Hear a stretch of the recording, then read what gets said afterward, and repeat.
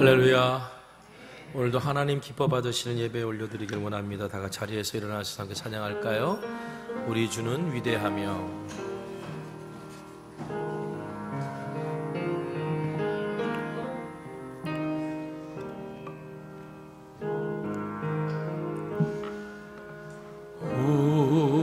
우리 주는 위대하며 능력이 많으시도다. 그의 지혜 무궁하며 인자는 영원하도다.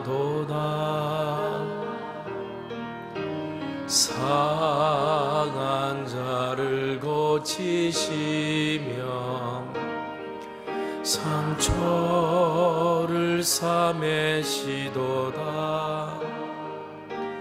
별들의 수를 세시며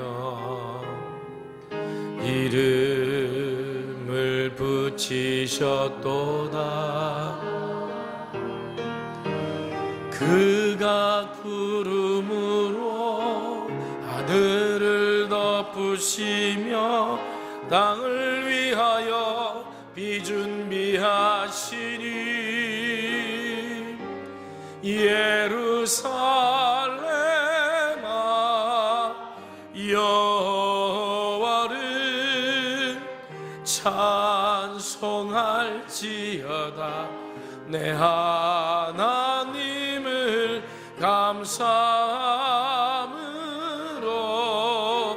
그 앞에 나가며 주 임재 앞에 경배. 예루살렘아 예루살렘아 여호와를 찬송할지어다. 내 하나님을 감사함으로 그 앞에 나가며 주 임재 앞에 경배. 하나님은 영이십니다. 영이신 하나님께 영과 진리로 예배합시다.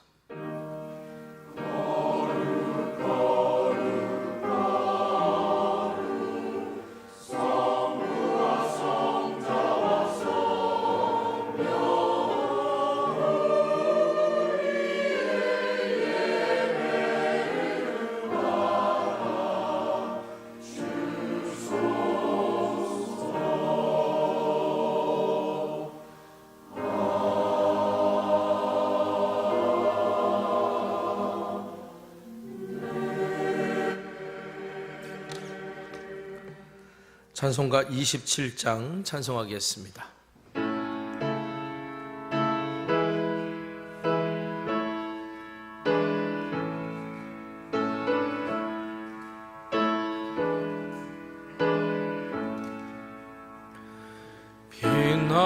빛나고 높은 보좌와 그 위에 앉으신 주 예수 얼굴 영광이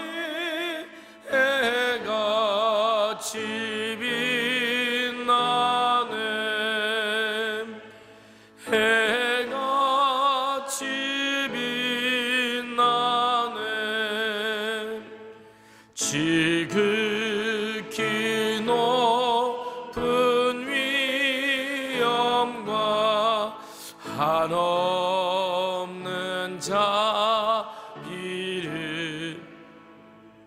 무천사 소리 합하여 늘 찬송 드리네.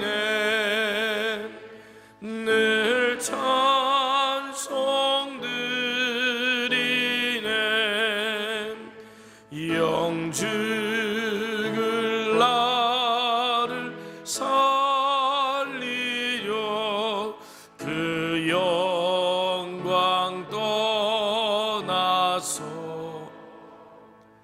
그 부끄러운 십자가 날 위해 지셨네. 날 위해 지셨네. 나 이제 생명 있음은 주님의 은혜요. 저 사망 권세 이기니 큰 기쁨 넘치네. 큰 기쁨 넘치네. 주님의 보좌 있는데 천한 몸 이르러 그 영광 모습에 올 때 내 기쁨 넘치리. 내 기쁨 넘치리.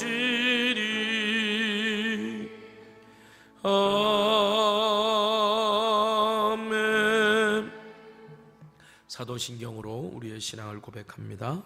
전능하사 천지를 만드신 하나님 아버지를 내가 믿사오며 그 외아들 우리 주 예수 그리스도를 믿사오니 이는 성령으로 잉태하사 동정녀 마리아에게 나시고 본디오 빌라도에게 고난을 받으사 십자가에 못 박혀 죽으시고 장사한 지 사흘 만에 죽은 자 가운데서 다시 살아나시며 하늘에 오르사 전능하신 하나님 우편에 앉아 계시다가 저리로서 산 자와 죽은 자를 심판하러 오시려 성령을 믿사오며 거룩한 공예와 성도가 서로 교통하는 것과 죄를 사하여 주시는 것과 몸이 다시 사는 것과 영원히 사는 것을 믿사옵나이다. 아멘.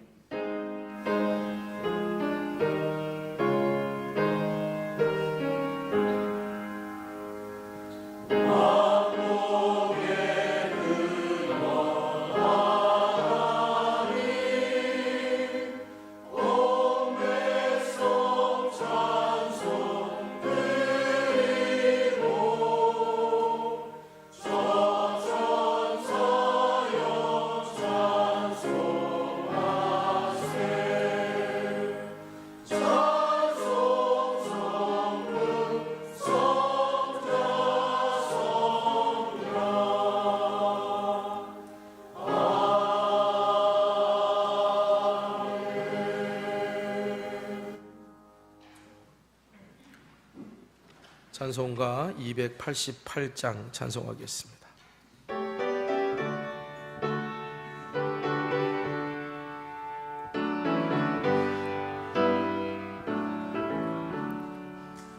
예수를 나의 구주 삼고 성령과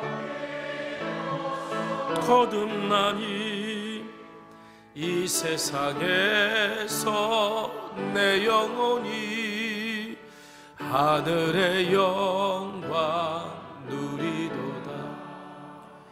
이것이 나의 간증이요 이것이 나의 찬송일세.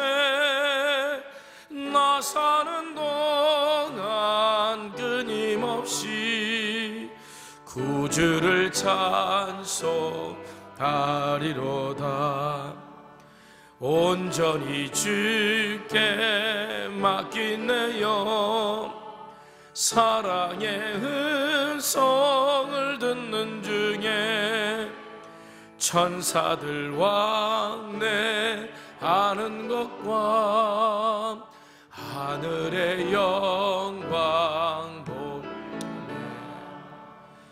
이것이 나의 간증이요 이것이 나의 찬송일세.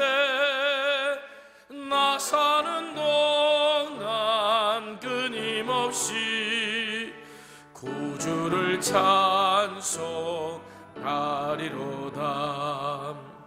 주 안에 기쁨 누림으로 마음의 풍랑이 잔잔하니 세상과 나는 간 곳 없고 구속한 주만 보이도다.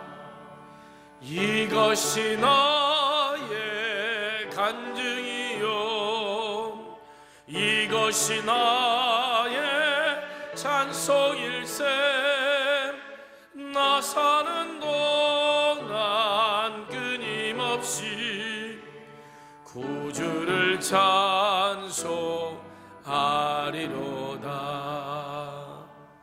아멘.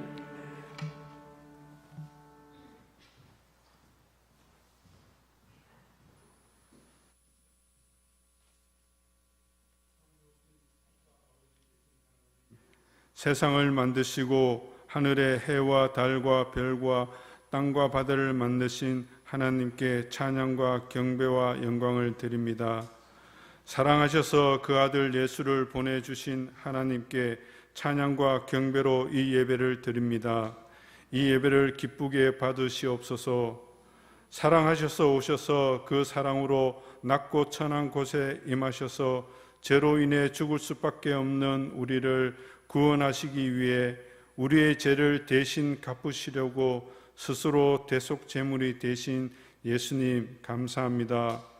우리는 확신합니다. 현재일이나 장래일이나 그 어떤 피조물이라도 우리를 우리 주 예수 그리스도 안에 있는 하나님의 사랑에서 끊을 수 없음을 믿습니다. 하나님, 받은 사랑이 너무 큼에도 우리는 바쁜 일상을 살다가 하나님의 사랑을 잊고 살 때가 많습니다. 제가 편만한 세상에 살다 보니 죄에 쉽게 노출됨을 고백합니다. 운전하다가 쉽게 화를 내고 정의라는 명분으로 쉽게 분노하고 자기애가 강하여 쉽게 남을 비난하고 인정받으려는 욕구로 인해 쉽게 남을 깔보고 너무나 조금만 귀찮으면 미루고부터 보는 부끄러운 모습이 있습니다. 합리적이라는 포장으로 편안함을 선택하는 모습도 부끄럽습니다. 완악하고 공고한 마음이 받은 은혜와 늘 공존하고 충돌하는 연약한 마음을 고백하오니 믿음의 양심으로 부끄러움을 아는 그리스도인이 되기를 기도합니다. 우리의 연약함을 불쌍히 여기시어 하나님의 은혜로만 살게 하여 주시옵소서. 열매 맺지 못하는 무화과 나무와 같은 우리의 심령을 불쌍히 여기시어 성령으로 기름 부어 주시어 성령의 성품으로 살기를 기도합니다. 이웃을 사랑하고 하나님으로 희락하며 세상과 화평하고 온유한 말투로 대화하고 세상의 유혹을 절제하며 하나님께 받은 자비를 이웃에게 흘려보내며 양선의 마음으로 착하게 살고 하나님이 우리를 오래 참음으로 기다리신 것처럼 우리도 오래 참음으로 하나님의 뜻을 기다리며 오직 충성으로 하나님을 사랑하고 내 이웃을 내 몸과 같이 사랑하는 그리스도인이 되기를 기도합니다. 서로 사랑하고 서로 화목하게 하여 주시옵소서. 하나님, 우리나라를 긍휼히 여기시어 하나님께서 인도하시고 보호하여 주시옵소서. 하나님을 아는 사람들이 하나님의 창조 질서대로 우리나라를 성장 발전시키게 하여 주시옵소서. 하나님, 우리 성천교회가 서로에게 형제와 자매에게 기꺼이 기도의 빚진 자가 되는 공동체가 되기를 기도합니다. 이번 주부터 겟세마네 기도를 시작합니다. 서로 중보 기도를 나누고 서로를 위해 기도해 주어 서로 기도의 빚진 자가 되어 함께 기뻐하는 교회가 되었으면 좋겠습니다. 겟세마네 동산에서 기도하시는 예수님을 기억하여 우리 모두의 마음에 겟세마네 기도회에 참석하고자 하는 마음이 생기게 하여 주시옵소서. 그래서 겟세마네 기도회가 기도의 빚진 자들이 모여 기도의 빚을 갚는 자리가 되고 기도의 빛을 갚는 소리가 하늘에 닿아 기도가 응답되었다는 소문이 넘쳐나게 하여 주시옵소서. 하나님, 우리 성천의 가족들을 축복하여 주시옵소서. 하나님의 자비가, 하나님의 햇세대가 성천의 모든 가정마다 임하게 축복하여 주시기를 간절히 기도합니다. 말씀을 듣습니다. 오늘도 말씀을 대언하시는 목사님에게 내주하시는 성령님으로 말씀하게 하시고 듣는 우리는 깨달을 수 있는 마음을 주시어 쉐마의 말씀을 레마의 말씀으로 받아 말씀이 우리의 일상을, 우리의 생활 모습을 변화시키게 하여 주시옵소서. 담임 목사님에게 늘 영육간에 강건하게 하시며 매일매일 마음이 풀림을 받고 그 사랑으로 자유함을 얻게 하여 주시옵소서. 내조하시는 사모님에게도 늘 영육간에 강건하게 하시고 영을 분별하시어 강하고 담대하게 응대하시는 용기를 주시기를 바라며 부목사님들에게도 힘들고 어려운 환경과 상황에도 기쁨으로 함께 더불어 일하는 지혜를 주시옵시고 오늘도 이 예배를 위해 헌신하는 손길들을 기억하시어 축복하시고 늘 그 자리에 설 수 있음이 은혜임을 찬양하게 하시며 늘 그 자리에서 한결같이 설 수 있도록 그들의 생활과 환경과 여건을 평안하게 하여 주시옵소서. 찬양대의 찬양을 기쁘게 받으시고 우리의 예배를 흠량하여 주시옵소서. 이번 한 주도 겟세마네 기도회에 받은 은혜로 사는 성천의 교인들이 되시어 성전가를 부르며 종료주의를 맞이하는 성천의 교인들이 다 되게 하여 주시옵소서. 이번 한 주도 내가 기뻐하는 일을 해서 기쁜 일상이 아니라 하나님이 기뻐하시는 일을 해서 기쁜 일상이 되기를 바라며 사랑하셔서 우리를 위해 희생과 고난도 감내하신 우리 주 예수 그리스도의 이름으로 기도합니다. 아멘.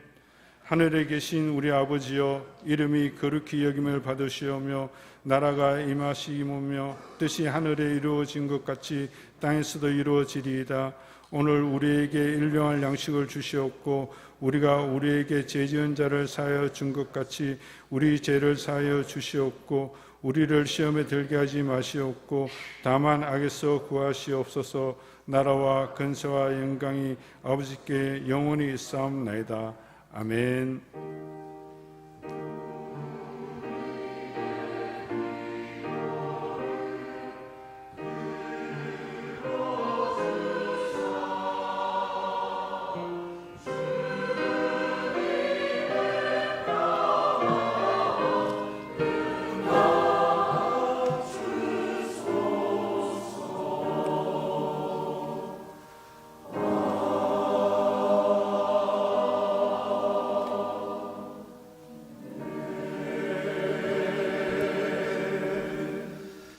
자, 오늘 이 시간에는 우리 광고 나누기 전에요. 우리 어제 노원지방 성경 암송대회가 있었거든요. 우리 성천교회에서 우리 교회 유초등부, 그다음에 중고등부에서 8명이 이제 함께 나가서 열심히 잘 했고요. 아마 우리 교회가 제일 많이 나왔다 그래요. 그리고 열심히 했고, 그리고 거기서 우리 자매가, 우리 유초등부는 박지유, 그리고 중고등부는 박소유, 이렇게 두 자매가 금상을 받았습니다. 노원지방교회학교연합회에서 이제 이렇게 교회 대예배 시간 때 좀 시상을 해주셨으면 하는 바람을 비력하더라고요. 왜냐하면 그렇게 해서 다른 교회들도 좀 도전을 좀 많이 받았으면 좋겠다. 이제 이런 취지로 오늘 그래서 우리 수고한 우리 두 명의 우리 박지유, 박소유 양 우리 대신 시상하도록 하겠습니다. 앞으로 좀 나와주시고.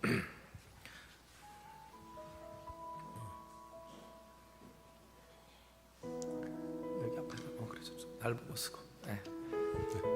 네, 상장 유초등부 금상 성천교회 박지유, 위 학생은 본연합회가 주관하는 2024년도 노원지방의 성경암송대회에서 두사와 같은 성적을 거두었기에 이 상장을 드립니다. 주 2024년 3월 16일 기독교 대한감리회 교회학교 노원지방의 연합회 회장 손경식 장로.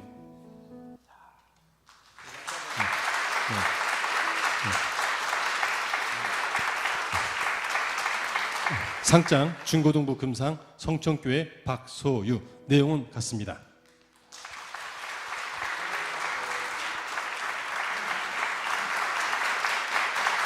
자, 들어가세요. 네. 여러분, 성경 암송 대회를 하신 걸 보면요, 이건 아무나 외울 수 있는 게 아니에요. 쉽게 외워지는 것들이 아닌데, 하여튼 열심을 다했고요. 우리 8명의 아이들이 참석해서 다들 잘했다는 그런 소리를 들었습니다. 성경 암송 대회는 어떻게 하다 보니까 우리 성천교회가 계속 이제 그렇게 좋은 성적들을 내는데, 아무쪼록 어릴 때부터 하나님의 말씀을 마음에 새길 수 있는 그런 기회들이 좀 많아졌으면 좋겠습니다. 자, 우리 다음 주는 종료주일로 지키면서 우리 1부, 2부, 3부, 4부 성찬식이 있을 예정이고요.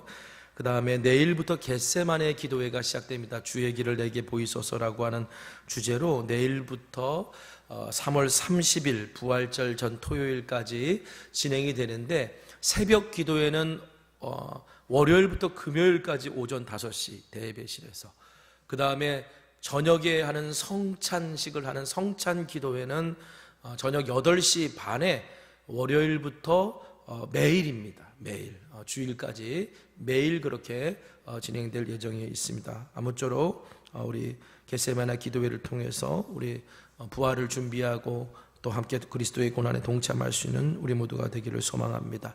자, 이번 주 토요일부터 이제 11기 꿈샘학교가 시작합니다. 우리 15가정 정원 다 찾고요. 여러분들이 그 아이들이 이곳에서 교회 안에서 또 좋은 것들을 함께 배우고 또 좋은 추억들을 많이 남길 수 있도록 기도해 주시기를 바라고, 이제 부활절 맞아서 우리 교회는 3교구가 남자 선교회, 남자 교구입니다.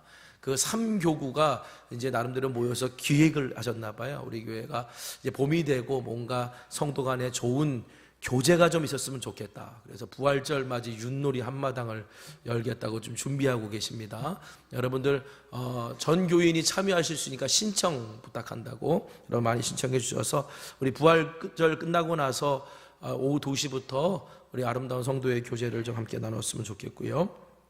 4월 20일 토요일 우리 갈말 근린공원에서 이제 사랑 나눔 축제가 있을 예정입니다. 우리 작년에도 아주 은혜롭게 잘 마쳤고, 작년에 제1회 이 지역 어린이들을 위한 미술대회가 열렸는데, 이번에도 동일하게 미술대회가 우리 북부복지관과 함께 열리게 될 거고요. 또 사랑 나눔 축제를 위해서 이제 많은 물품들을 기부받고 또 거기서 그것을 이제 판매해서 어려운 이웃들을 돕는 일들을 할 예정입니다. 갈말 근린공원에서 이웃들과 함께 진행되는 것들을 위해 여러분들이 가지고 계시는 의류나 자파나 생필품이나 혹시 기증하실 수 있는 것들이 있으면 기부해 주시면 우리가 그것을 가지고 잘 행사를 치르고 어려운 이웃들을 도울 수 있을 것 같습니다. 기부장소는 샘터 일반 교회 지하로 가져오시면 될 것 같고요. 참조하실 것은 내가 이것을 돈 주고 살만하다라고 하는 것들을 가지고 오셔야 되는 겁니다. 그래서 여러분들이 잘 준비하셔서 많이 동참해 주시면 감사드리겠습니다. 자, 오늘 이 시간 서로 축복하는 시간 갖겠습니다. 당신은 하나님의 언약 안에 있는 축복의 통로입니다. 자, 오늘 이 시간 서로 축복하며 나아가겠습니다.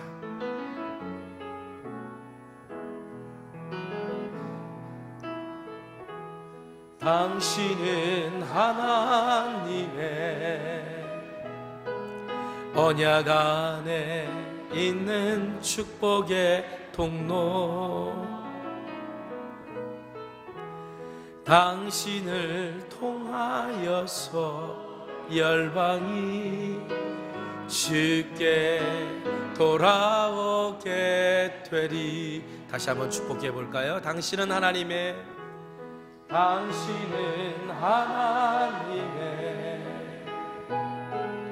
언약 안에 있는 축복의 통로, 당신을 통하여서 열방이 주께 예배하게 되리. 할렐루야. 우리 하나님께 영광 올립니다. 아멘. 자, 오늘 우리에게 주신 하나님의 말씀은 마가복음 11장 27절에서 33절에 있는 말씀입니다. 마가복음 11장 27절에서 33절에 있는 말씀을 저와 여러분이 교독할게요. 그들이 다시 예루살렘에 들어가니라. 예수께서 성전에서 거니실 때에 대제사장들과 서기관들과 장로들이 나와 이르되 무슨 권위로 이런 일을 일할 권위를 주어. 예수께서 이르시되 나도 한 말을 너희에게 물으리니 대답하라. 그리하면 나도 무슨 권위로 이런 일을 하는지 이르리라. 요한의 세례가 하늘로부터냐 사람으로부터냐 내게 대답하라. 그들이 서로 의논하여 이르되 만일 하늘로부터라 하면 어찌하여 그를 믿지 아니하였느냐 할 것이니 그러면 사람으로부터라 할까 하였으나 모든 사람이 요한을 참 선지자로 여김으로 그들이 백성을 두려워하는. 다같이 이에 예수께 대답하여 이르되 우리가 알지 못하노라 하니 예수께서 이르시되 나도 무슨 권위로 이런 일을 하는지 너희에게 이르지 아니하리라 하시니라. 아멘.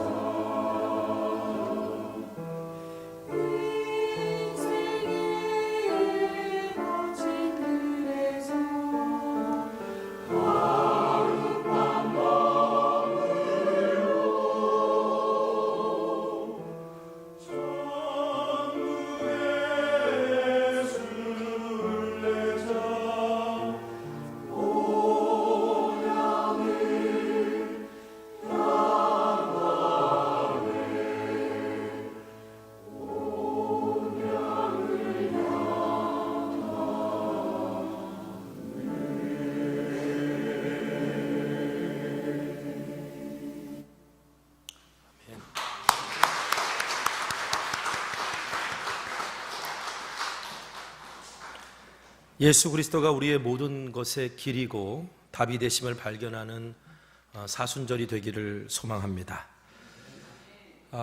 코로나 직전에 우리 교회에서 이스라엘 성지 순례를 다녀왔던 적이 있어요. 그때 제가 처음으로 이스라엘을 갔다 왔는데, 이제 버스를 타고 가는데 오른편에 이제 갈릴리 호수가 보이고, 그리고 이정표에는 익숙한 지명들이 막 눈에 들어오는 거예요. 아, 이게 갈릴리구나.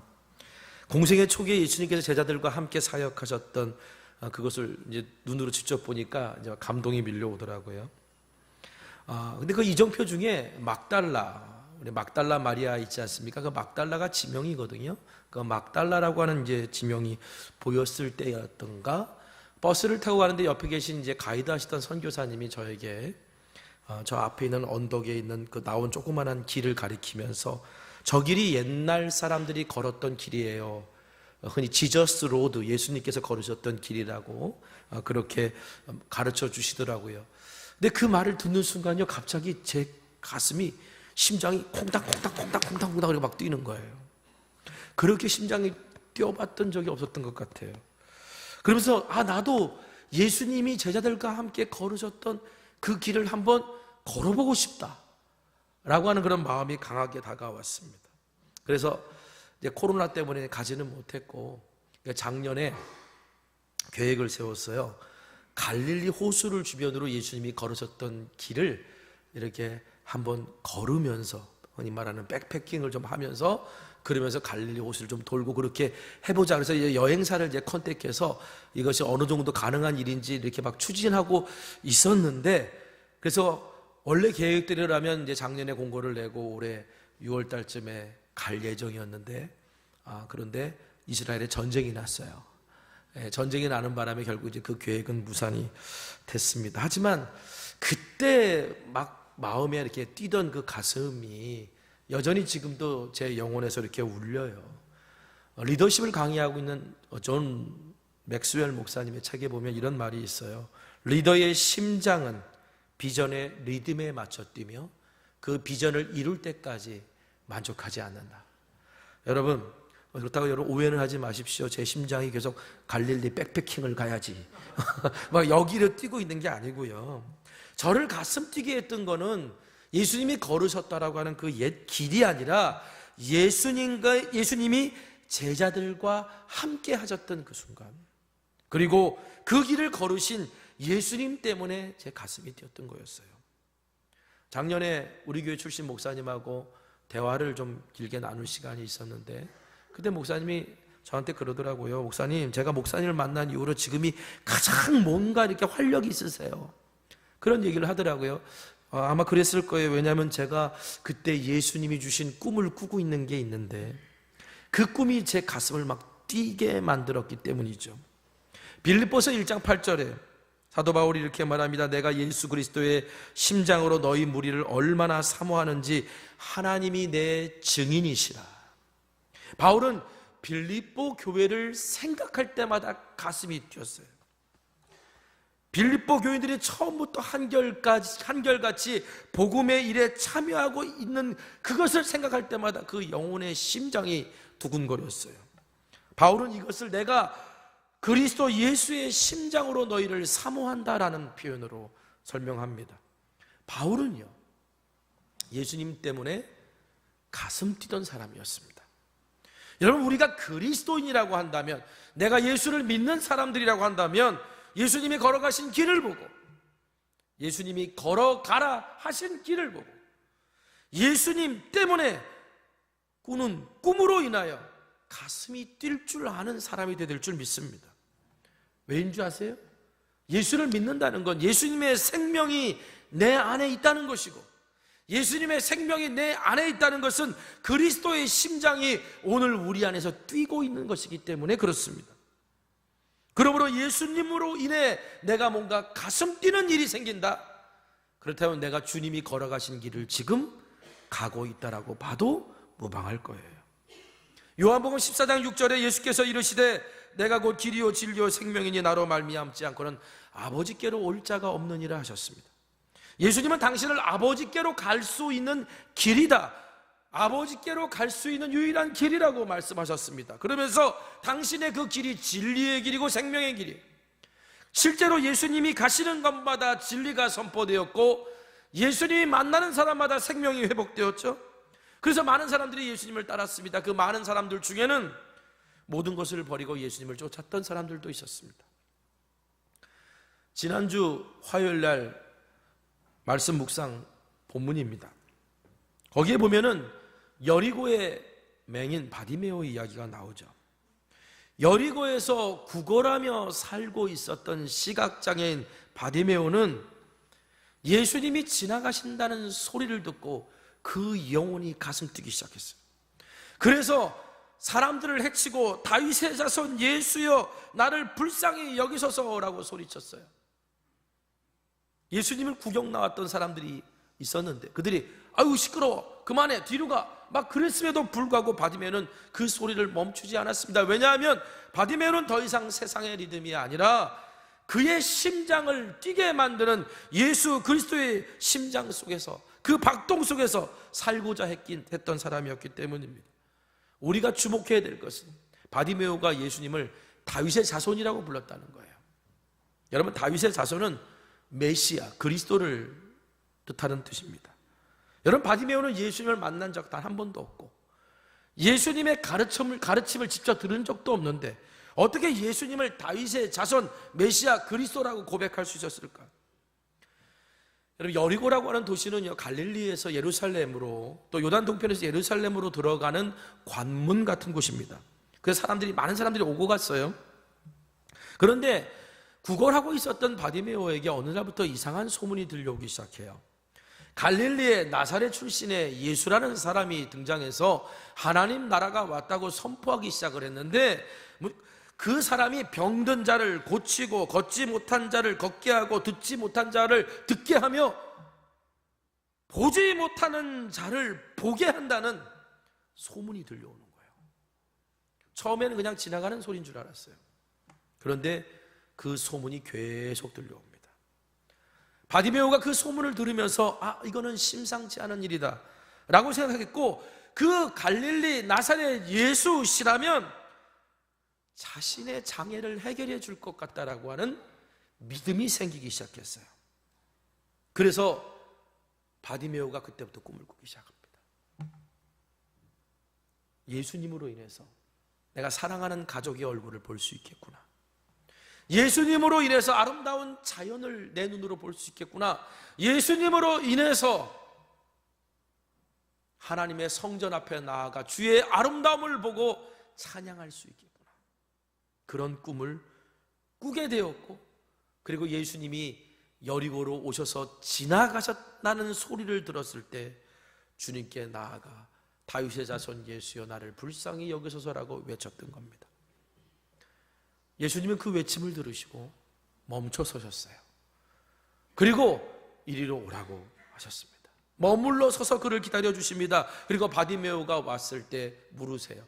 무엇을 원하느냐? 여러분 바디메오가 어떤 대답을 했나요? 무엇을 원하느냐라고 물었을 때 바디메오는 보기를 원합니다 라고 대답합니다. 여러분 바디메오가 예수님을 만나기 전까지는 예수님에 대한 소식을 듣기 전까지는 예수님에 대한 믿음을 갖기 전까지는 도저히 꾸지 못했던 꿈이 있었는데 그 꿈이 뭐냐? 보기를 원한다는 거였어요. 그런데 예수님을 믿고 예수님을 만난 다음에 메시아로 믿어지는 예수 그리스도 앞에 그는 더 이상 꿈꾸지 못할 것이 없었어요. 그래서 무엇을 원하느냐 물었더니 보기를 원합니다라고 담대하게 말할 수 있었던 거예요. 그러자 예수님이 내 믿음이 너를 구원하였다 라고 말씀하셨고 바디메오의 눈이 열립니다. 여러분 마가복음 10장 52절 말씀 한번 읽어볼까요? 같이 읽겠습니다. 자 시작. 예수께서 이르시되 가라 내 믿음이 너를 구원하였느니라 하시니 그가 곧 보게 되어 예수를 길에서 따르니라. 여러분 여기서 우리가 또 주목해 봐야 될 말이 있습니다. 그가 곧 보게 되어 예수를 길에서 따랐다라는 거예요.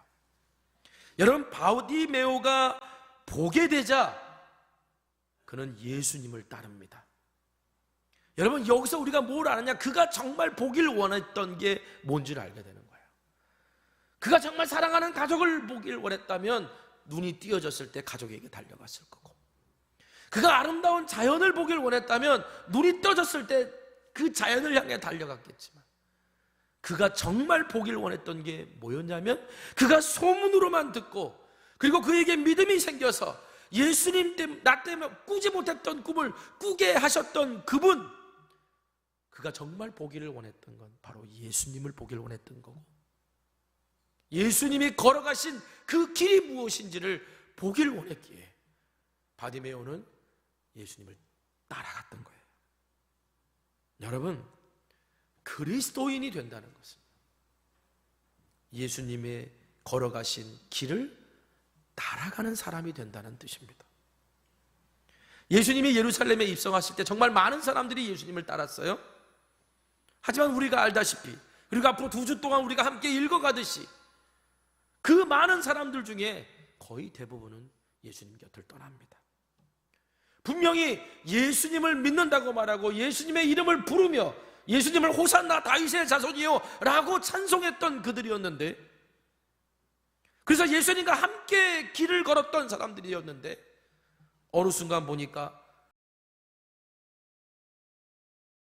예수님께서 십자가의 길로 가시니까 예수님을 따랐던 사람들은 다 다른 길로 흩어지고 말았습니다. 여러분, 이것이 말해주는 바가 뭘까요? 겉으로는 예수님을 따른 듯 보였지만 그들이 정말 따른 것은 예수님이 아니라 자신들이 원하는 길이었다는 거죠. 자신들이 원하는 길로 예수님이 가는 것 같으니까 예수님을 따랐던 거예요. 그런데 자신들이 이제 원하지 않는 길로 예수님이 가시니까 그들은 더 이상 예수님을 따르지 않았던 거예요.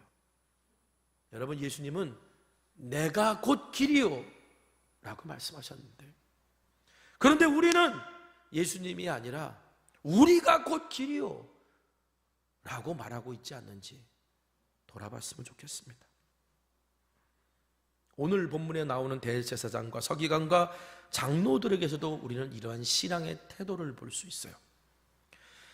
예수님이 성전에 거니실 때, 마태복음, 누가복음 보면 예수님께서 거기서 하나님 나라 복음을 가르치실 때 대제사장과 서기관과 장로들이 예수님께 나와서 따져 묻습니다. 누가 이런 일을 할 권위를 주었느냐라고 예수님께 도발해요.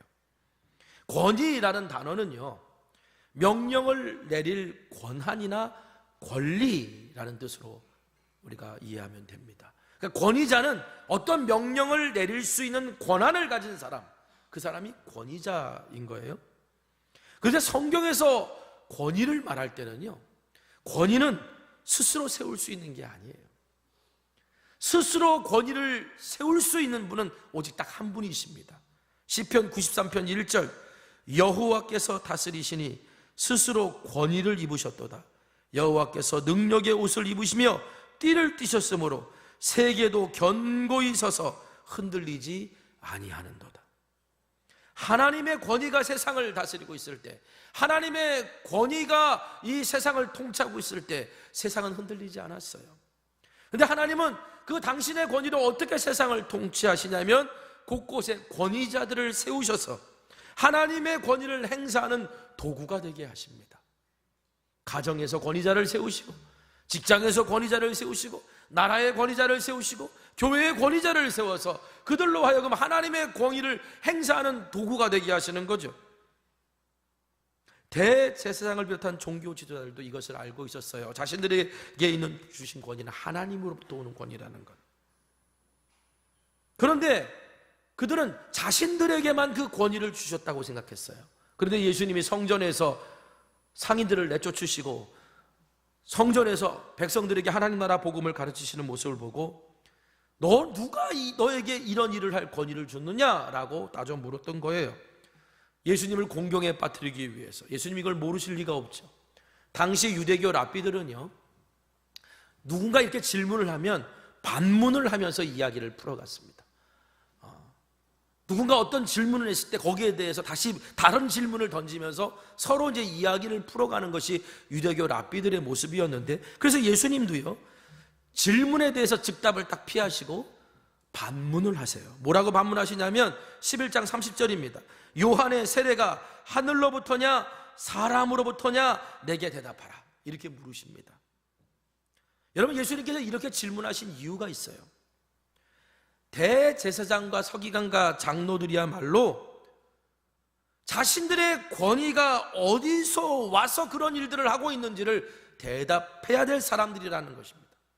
왜냐하면 그들은 자신들의 권위가 하늘로부터 왔다고 자랑했지만 정작 그들이 사는 모습, 그들이 행동하는 모습은 하늘로부터 오는 권위로 살아가는 사람들이 아닌 듯 보였기 때문이죠.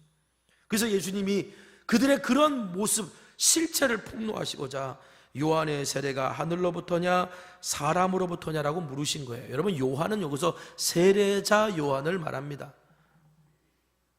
세례 요한은요, 당시 유대인들이 모두 참 선지자라고 인정했던 사람이에요. 많은 유대인들이 요단강에 와서 요한에게 세례를 받아요. 당시 세례는 이런 의식이었다 그랬죠.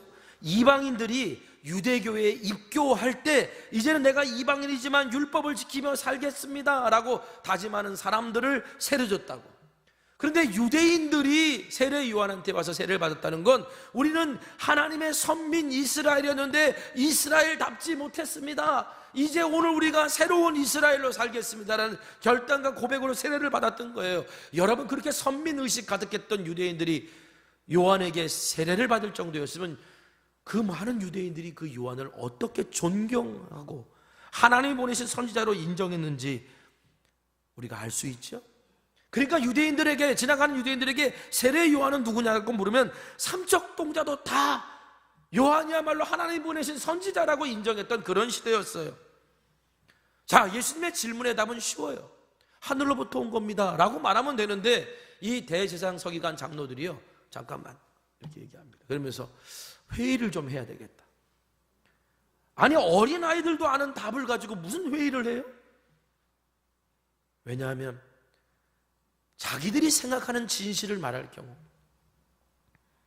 여론이 자신들에게 좋지 않은 방향으로 흐르게 될 것이라고 걱정했기 때문이죠. 그래서 그들이 열심히 토론하고 회의한 끝에 답을 가지고 나옵니다. 뭐라고 답했죠? 우리는 모르겠습니다.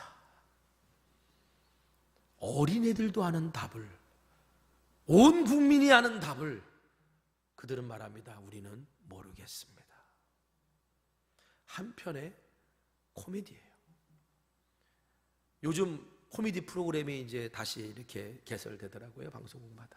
근데 한동안 코미디 프로그램이 없었죠. 그래서 우스갯소리로 그런 얘기를 했어요. 정치가 코미디 프로그램보다 훨씬 재밌어서 그래서 코미디 프로그램이 없어졌다고. 코미디예요, 그냥 코미디. 여러분, 조금 전까지만 해도 모든 것을 아는 사람들인 양, 세상의 모든 권위는 자기들에게 있는 양 막 들썩였던 이들이었는데 온 국민이 다 아는 걸 모른다라고 대답할 수밖에 없는 현실. 여러분, 그 지체 높은 양반들이 도대체 왜 그렇게 말했을까요? 우리 31절부터 33절 한번 읽어보겠습니다. 자, 시작. 그들이 서로 의논하여 이르되 만일 하늘로부터라 하면 어찌하여 그를 믿지 아니하였느냐 할 것이니 그러면 사람으로부터라 할까 하였으나 모든 사람이 요한을 참 선지자로 여김으로 그들이 백성을 두려워하는지라. 이에 예수께 대답하여 이르되 우리가 알지 못하노라 하니 예수께서 이르시되 나도 무슨 권위로 이런 일을 하는지 너희에게 이르지 아니하리라 하시니라. 자, 세례 요한은 헤롯 왕에게 미움을 받아서 죽어요. 그런데 대제사장, 서기관, 장로, 이 종교 지도자들은 세례 요한이 헤롯에게 죽임을 당할 때 침묵합니다. 그런데 그랬던 그들인데 만일 요한의 세례는 하늘로 온 것부터다라고 이렇게 말하면 그러면 사람들이 그 종교 지도자를 향해 책임을 지라고 그럴 거예요. 아니, 그런 걸 알면서 왜 요한이 헤롯에게 죽임을 당할 때 침묵했냐? 라고 분명히 비난할 거고, 만일 이들이 요한의 세례는 하늘이 아니라 사람으로부터 온 거다라고 말하면 요한을 참 선지자라고 아는 유대인들이 그 종교 지도자를 향해 돌을 던지고 폭동을 일으킬 수 있는 상황이었던 거예요. 그러니까 진실을 말하는 것보다 차라리 바보가 되는 게 훨씬 낫겠다는 판단을 그들이 했던 거죠. 여러분, 앞서서 권위란 명령을 내릴 권한이나 권리라고 그랬습니다. 권위가 하나님으로부터 비롯되어 것이라고 믿는 사람은 하나님을 두려워하고 하나님의 뜻에 따라 말하고 행동하고 선택합니다. 그런데 대제사장을 비롯한 종교 지도자들은 하나님으로부터 오는 권위를 가진 사람들이라고 말은 했지만 실제로는 누구를 두려워했어요? 백성들을 두려워했어요. 그리고 정확히 말하면 자신들의 유익을 위한 결정을 하는 사람들이었어요. 그래서 그들이 할 수 있는 최선의 대답은 우리가 알지 못하노라 라고 대답하는 것뿐이었습니다. 결국 예수님께 너의 권위는 누가 준 거냐라고 물었던 그들은 오히려 스스로 자신들의 권위는 하나님이 아닌 사람에게서 온 것이라는 것을 드러내버리고 말았어요. 그러니까 예수님이 이렇게 대답하십니다. 나도 그러면 그 질문에 대답해 줄 수 없다. 이 뜻이 뭐냐면 어린아이도 다 하는 사실을 모른다라고 말하는 이들에게 당신의 권위가 어디서 왔는지 판단받을 필요가 있을까? 라고 질문하신 거예요. 대제사장과 종교 지도자를 다시 한번 굴욕을 주신 겁니다. 너에게 누가 이런 일할 권위를 주었느냐? 예수님은 종교자들의 이 질문에 직접적으로 답은 하지 않았지만 마가복음 12장 이하에 보면 포도원 농부의 비유를 통해 간접적으로 대답하십니다. 이런 이야기가 있어요. 어떤 사람이 정성스럽게 포도원을 만들었습니다. 돌을 솎아내고 울타리를 치고 망대를 세우고 술토를 팠습니다. 그리고 농부들에게 세를 주고 그는 외국으로 떠났어요. 이제 농부들은 포도원 주인이 맡기고 간 이 포도원을 잘 가꿔서 열매를 놓고 소장료만 내면 돼요. 당시 소장료는 열매의 4분의 1 정도를 주인에게 주는 거라 그래요. 그런데 일반적으로 포도나무는 3, 4년이 지나고 난 다음에 열매 맺으니까 이 포도원 주인은요 처음부터 소장료를 받지 않고 3, 4년을 기다려줍니다. 그리고 때가 됐을 때, 다시 말하면 열매가 맺힐 때가 되었을 때 포도원 주인은 종을 보내서 자 이제 소장료 내 그렇게 얘기를 했는데 이 농부들이요 어느 순간부터 돌변했어요. 그래서 처음 약속을 어기고 포도원 주인이 보낸 종들을 때리더니 그 다음은 막 능욕을 주더니 심지어는 죽이기까지 하는 거예요. 포도원 주인이 생각했습니다. 얘네가 왜 이러지? 그럼 내 아들을 보내야 되겠다. 내 아들을 보내면 최소한 그러지는 않을 거야. 나에게 받은 은혜가 있는데 내 아들을 나처럼 존대할 거야 라고 생각을 하고 아들을 보내기로 합니다. 자, 그런데 아들이 왔을 때 농부들이 어떻게 생각하냐면 주인이 안 오고 왜 아들이 왔지? 그러면 혹시 주인이 아픈가? 주인이 죽었나? 그러면 만약에 이 아들을 죽여버리면 이 포도원은 누구께 되지? 하나밖에 없는 주인의 아들을 죽여버리면 이 포도원은 우리께 되는 게 아닐까라는 생각을 합니다. 마가복음 12장 7절 8절 한번 읽어봅시다. 12장 7절 8절 읽겠습니다. 시작. 그 농부들이 서로 말하되 이는 상속자니 자 죽이자. 그러면 그 유산이 우리 것이 되리라 하고 이에 잡아 죽여 포도원 밖에 내 던졌느니라. 여러분, 농부들이 왜 포도원 주인이 보낸 종들을 때리고 능욕하고 심지어 죽였냐? 거기 여기서 드러나는 거예요. 3, 4년 동안 포도원 주인이 소장료를 받지 않은 자비를 베풀었더니 어느 순간 포도원을 자기들 것이라고 착각하기 시작한 거예요. 소장료를 내라고 했더니 그게 아깝기 시작했고, 그리고 이 아들을 죽여버리면 그러면 우리께 될 수 있겠구나 라면서 포도원의 주인은 따로 있는데 자기들이 포도원 주인이 되고 싶었던 거예요.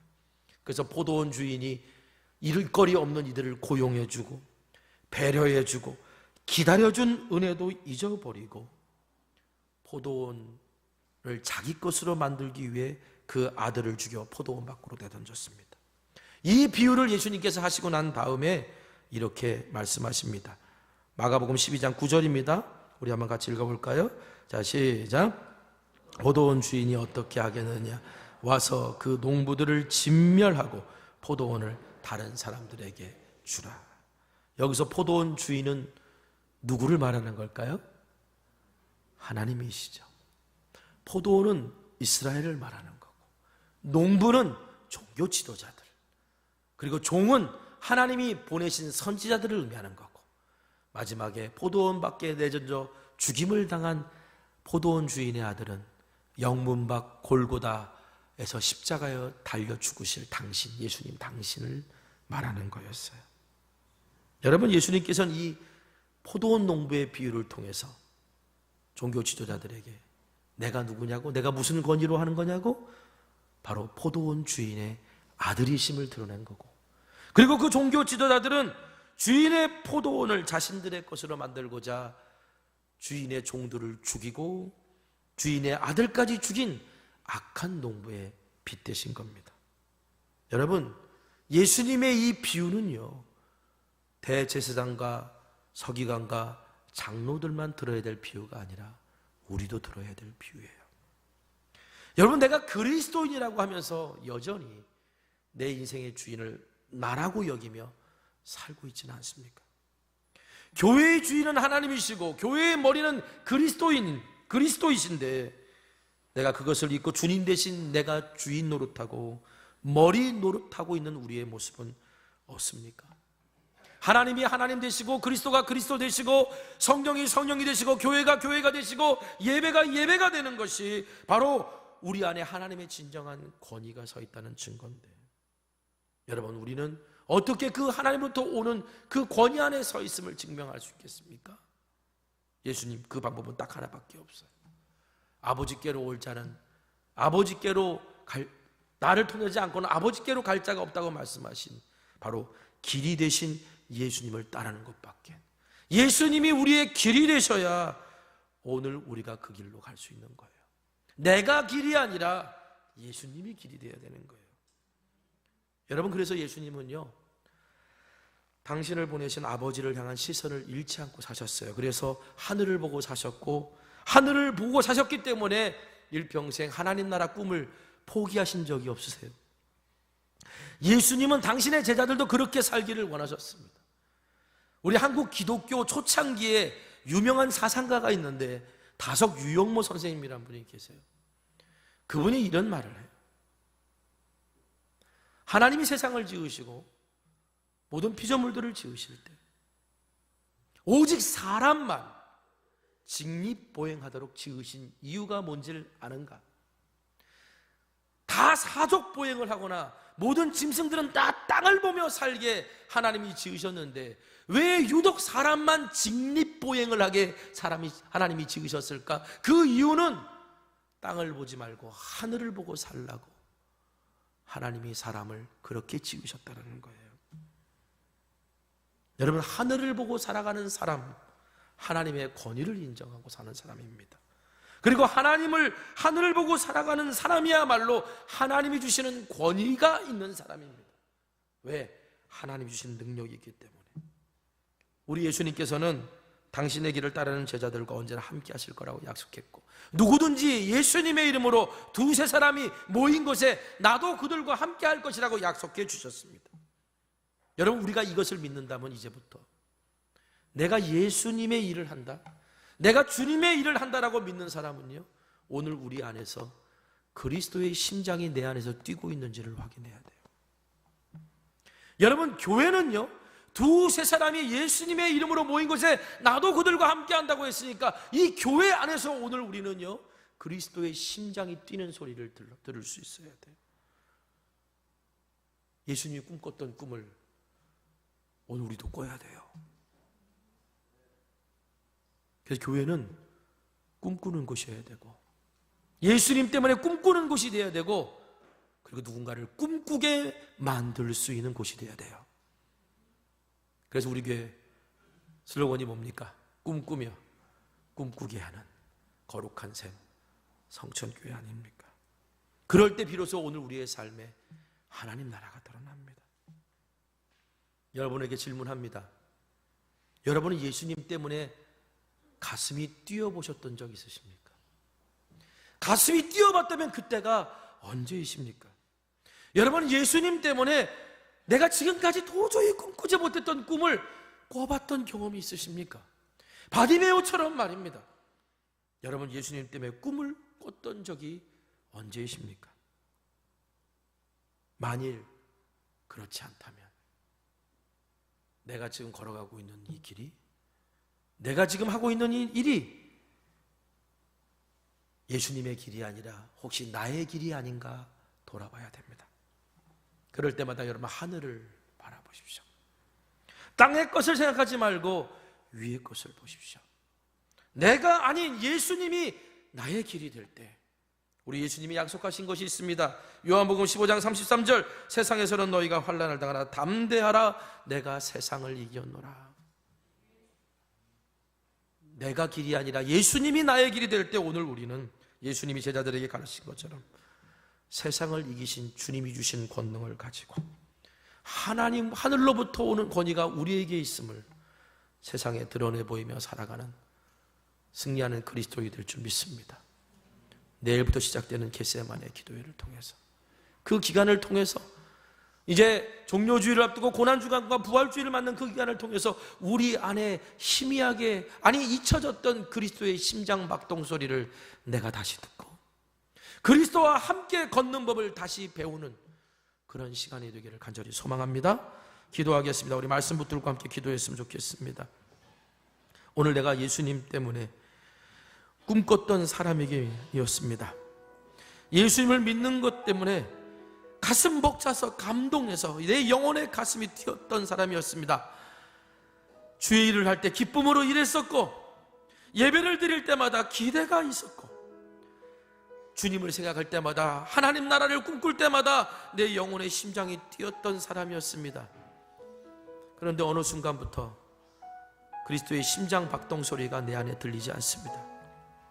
더 이상 꿈꾸지 못합니다.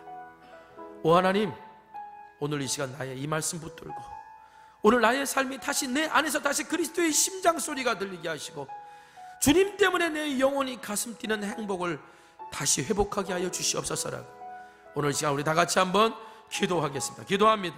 거룩하신 아버지 하나님, 아버지, 오늘 우리가 모두가 주님의 자녀로 부름받았습니다. 나는 죽고 예수가 사는 인생 됐습니다.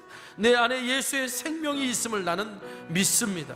그러므로 하나님, 당연히 내 안에 그리스도의 심장이 뛰는 소리가 있을진데, 아버지, 내가 그 소리를 듣지 못하고 살아왔음을 주님 앞에 고백합니다. 내가 정말 올바른 길을 가고 있는가? 내가 정말 주님이 원하시는 길을 가고 있는가? 오 하나님, 오늘 내가 바로 주님 때문에 가슴 뛰는 선택을 하고 있는가라고 오늘 우리가 스스로 되물으면서, 이번 사순절 기간, 내일부터 시작되는 겟세마네 기도의 기간, 아버지 하나님, 내가 주님 때문에 가슴 뛰던 그 은혜를 예배 때마다, 사역의 자리마다, 나의 일터에서 꿈꿀 수 없었던 걸 이제 다시 꿈을 꾸며 하나님 나라를 바라볼 수 있는 삶을 살아갈 수 있도록 하나님, 오늘 이 시간 우리를 인도하시고 이끌어 주셔서 마지막까지 주님을 따를 수 있는 자 되게 하여 주시옵소서. 예수님의 이름으로 기도합니다. 아멘. 오늘 말씀 기억하면서 결단에 찬양합니다. 시선이라고 하는 찬양입니다. 주보에 악보 있습니다. 내게로부터 눈을 들어, 내게로부터 눈을 들어 주를 보기 시작할 때 주의 일을 보겠네.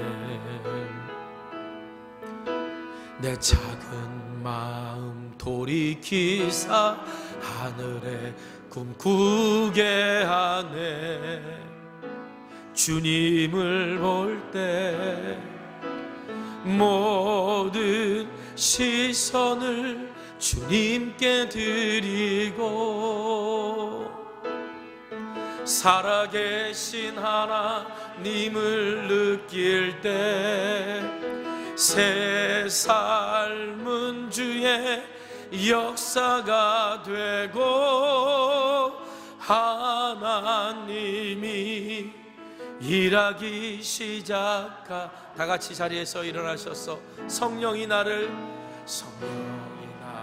나를 변화시켜 모든 두려움 사라질 때 주의 일을 보겠네. 황폐한 땅 한가운데서 주님만 알게 되리. 주님을 볼 때 모든 시선을 주님께 드리고 전능하신 하나님을 느낄 때 내 상은 주의 나라가 되고 하나님이 일하기 시작하네. 기도하겠습니다. 세상은 다 땅의 것을 보라 그러고 세상의 가치를 추구하려고 그럴 때 오늘 우리는 먼저 하늘을 봅니다. 그것이 주님이 걸어가신 길인지 나를 가슴 뛰게 하는 주님의 일인지를 먼저 확인할 수 있는 자 되게 하여 주시옵소서. 도저히 꿈꿀 수 없었던 꿈을 예수님 만나서 꾸었던 바디메오처럼 주여, 오늘 우리도 예수 믿고 주 앞에 살아가면서 주님 때문에 꿀 수 있는 꿈들이 늘어나게 하여 주시고, 그리고 무엇보다도 주님이 주시는 권위로 이 세상에 하나님 나라를 드러낼 수 있는 왕같은 제사장들로 살아갈 수 있도록 축복하여 주시옵소서. 드려진 귀한 예물, 마음의 소원과 간절한 기도의 제목에 응답하시는 하나님을 우리가 만나기를 원합니다. 내가 알지 못했던 그 하나님을 날마다 경험하며 하나님을 찬양하며 살아갈 수 있는 존재 될 수 있도록 주여, 우리가 언제나 주의 길에 서서 뛰는 가슴 가지고 기쁨으로 살아가는 믿음 생활할 수 있도록 이끌어 주시옵소서. 지금은 우리 주 예수 그리스도의 크신 은혜와 하나님 아버지의 무한하신 사랑하심과 성령님의 감화감동 역사 충만 교통 내주하심의 은혜와 은총이 예수님 때문에 가슴 뛰고 예수님 때문에 새로운 꿈을 꾸는 축복과 은혜를 누리기를 원하는 주의 자녀들 위해 지금부터 영원까지 함께하여 주시옵기를 간절히 축원합니다. 아멘.